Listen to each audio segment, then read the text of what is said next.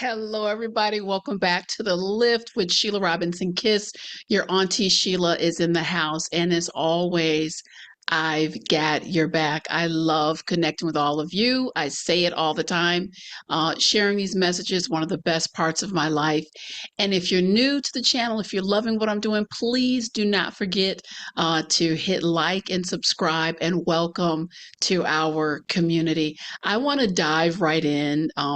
Full disclosure, this video is just a little bit of a rant because a letter came through, and thank you all so much for submitting your questions. And you can do that at asksheilahere@gmail.com. That's asksheilahere@gmail.com, and I'll do my best to answer your question in a video format. This is a content-driven channel. So I heard from Ashley, and I'm just going to read just a tiny little excerpt from the letter that she sent me, and then I want to take a deeper dive into just it's an age-old message. I've been saying this since, for the last 14 years on this channel. Please work on yourself. Never stop working on yourself, and don't rely anyone to fix you. So I'm just reading a tiny portion of Ashley's letter. Dear Sheila, I'm constantly triggered in my relationship. I need someone in my life who knows how to work around my personality. I do have a temper, I will admit that, but this man takes everything so personally, always wants to talk. No one is perfect. I'm cutting the letter off there, and I'll tell you why. Because the rest of it, Ashley, God bless you. You're a wonderful subscriber, loyal. So happy to have you part of the community. But I'm telling everyone, if you write me a note, I'm going to share the truth with you as I know it and understand it. And Ashley, as I read through the rest of your note, there is just so much complaining and bashing. You're bashing your partner. And I have to tell the truth and shame the devil today. But from what my take on this is, you are expecting him to work around some issues that is clear. It's clear, my friend, that you need to address and work on. Having a temper, having an anger management problem, there's literally nothing there to be ashamed of. But I think we venture into some troubled waters here when your expectation, and I know you probably wanted some sympathy from Auntie Sheila. I'm not going to do that today because it just doesn't serve you well. You cannot expect everyone you meet to acquiesce and work around issues that you really, if you're doing your due diligence in this life, you should really be working on those and addressing those from a mental health perspective. And you all know, you've been walking with me for a while, that this is darn near 30 years for me doing this work. It's not a hobby. I'm a mental health educator, a therapist, a writer, a speaker. This is what I do for a living. It's my bread and butter. So as far as I'm concerned, I'm telling you, and I'm speaking from the heart, there are two kinds of people. Alexa, quiet. There are two kinds of people in this world. Those who are being mindful of their mental health and taking care of their mental health, and those who are ignoring it. And I'm telling you, the people who ignore their mental health are wreaking havoc on the rest of us. And when we do this work of making sure our lives are lifted, I have about 800 videos here for you to dive into, and it's all goes back to one road. Every road leads back to mental health and keeping your life lifted. And you don't do this work just for yourself. Those of us who are really engaged in this work, we're the ones keeping the world together. If you think about it, if everyone just says, I don't need to be accountable, you need to deal with my personality. I don't have to work on being centered. I don't have to work on being grounded. I don't have to work on being kind. I can just roll the way I want to roll. If everyone did that, we'd be in a whole lot of trouble. And I'm not sitting here and saying you need to water down your personality, be fake, be something that you're not. I'm saying that all of us are accountable. And I get it. I don't want to get into your whole letter, Ashley. I understand you had a hard childhood. I had a hard childhood. Watch some of these videos. There was some things that were sorely lacking. Stuff that most people were get kids 5 and 6 years old. I had to get those kind of things later in life. I just did not grow up in the most healthy, nurturing environment. But guess what? At some point, you say, you know what? These are the cards that I've been dealt. In the words of my grandpa Hood, he was an avid poker player. Nice way of saying he was a gambling addict. And he would always say, you got to find the courage to play the hand you're dealt because the deck is getting shuffled all the time. At some point, you have to get off the pity pot and just acknowledge, maybe I didn't get X, Y, or Z growing up, but darn it, right now in my life, it's my responsibility, it's my obligation to get myself straight out here. If there's information you didn't get, hit the library, hit the bookshelves, go online, hit Amazon. Educate yourself, get up to speed. If you know in your heart, yeah, I've got an anger management issue, I'm dealing with arrested development, whatever, depression, anxiety, personality issues, you name it. Don't lie to yourself. Own it. Own it. Look at it. If you got a weight issue, don't stand in the mirror and say, oh, I'm just a little bit fluffy. No, there's a little bit fluffy, and then there's a lot overweight.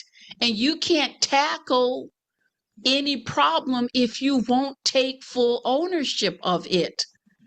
So, working on yourself, what does that look like? And why even bother? Why even bother to climb that hill? I'm telling you today, why bother?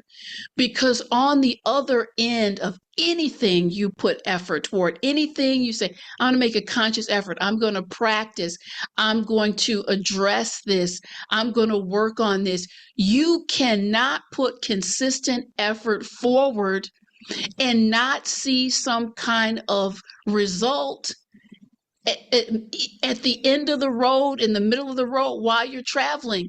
The effort that you make will pay off, because what is the option? The option you have is to keep playing the lotto of relationships. Ashley and everyone else who's listening, if this message is resonating for you, the option is, well, I'm just going to keep on as I am and hope that I find some person who's perfectly wired to work around my anger management problem. I'm going to, keep my fingers crossed and hope that I land a job where people can work around my anger management problem. It's not logical. It doesn't make sense. You could get lucky, but where is the growth in that? As far as I'm concerned, much easier, much more efficient to look at yourself and say, I'm going to change how I'm doing some things. And it's a commitment, it's a journey. I mean, I can remember a point in life, just, growing up the way I did, being so sensitive. It was just so easy. Someone would say something, there would be a rejection, and I would just be derailed. It could be for days, it might be for weeks. Over time, coming into maturity, using the tools that I share on this channel, today, that's not an issue anymore. I can sit with myself. I know how to, number one, process, how to self-soothe, how to look at things. There's a video I made here. It's talking about how to, go 5 steps ahead and look at, if I keep sitting in this, if I keep doing this behavior, where am I going to be in 1 hour? Where am I going to be in 1 week? Where will I be in a year? There's skill set involved in managing our lives and managing our mental health. And I'll tell you, there are just fantastic and beautiful things on the other side. We never, ever stop refining. We never stop working on ourselves. Another reason, and all of you who know, you listen to this channel, I share the clinical perspective, practical, and I'm not doing my job of what I'm here to do if I don't come at it from a spiritual angle. And in my opinion, my humble opinion, This is how I see the world. I invite you, drop a line. Let me know if it resonates with you. Share how you see the world. I truly believe that each and every one of us, we are here to perfect our lives for God. We're here to experience for God. So I'm a piece of God, you're a piece of God, and we're giving God a full experience.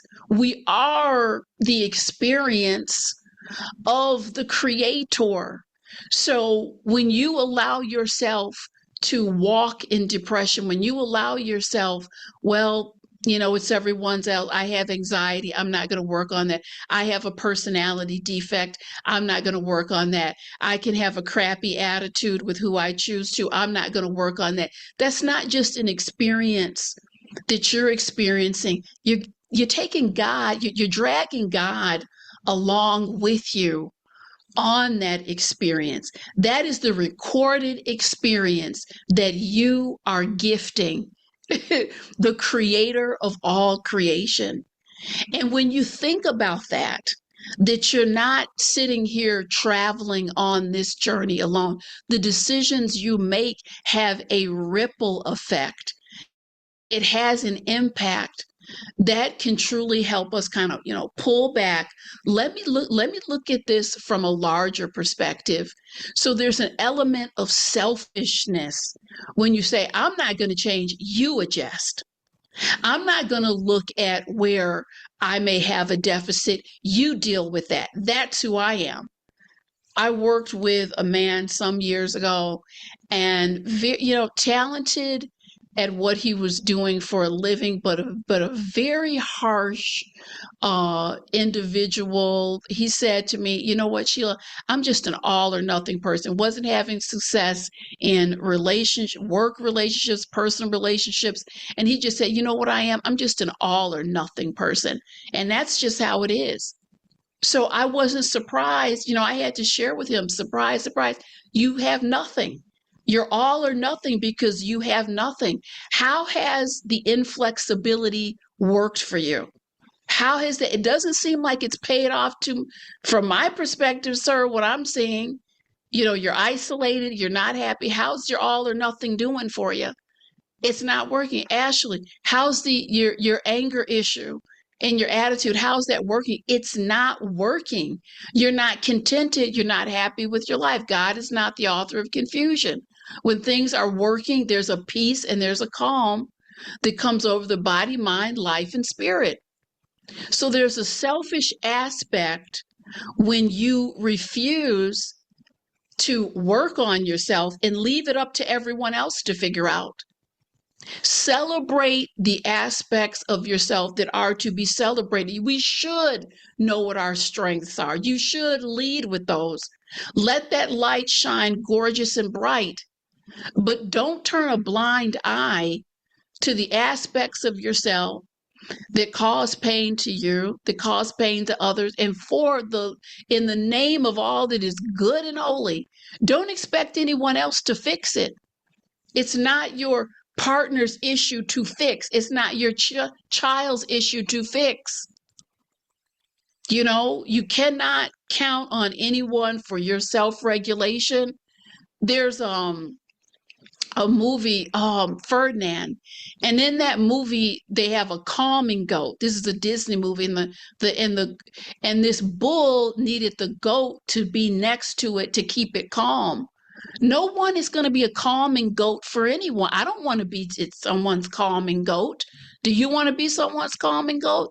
Nor should you rely on the calming goat, because what if the calming goat says, I'm out of here. I want to get out of the barn. I want to have a different life. And then you're screwed, blued, and tattooed.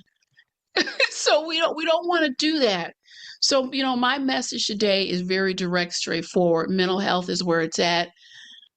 Never stop working on yourself. Don't expect anyone else to fix you. That is our job. That is your job alone. Listen, I'll be back very soon. Matter of fact, I'm going to post another video this week. We're going to take a walk together. If you're loving what I'm doing, please don't forget to like and subscribe. Send me your questions at asksheilahere@gmail.com, and I'll be back. real soon. Thank you. Bye bye.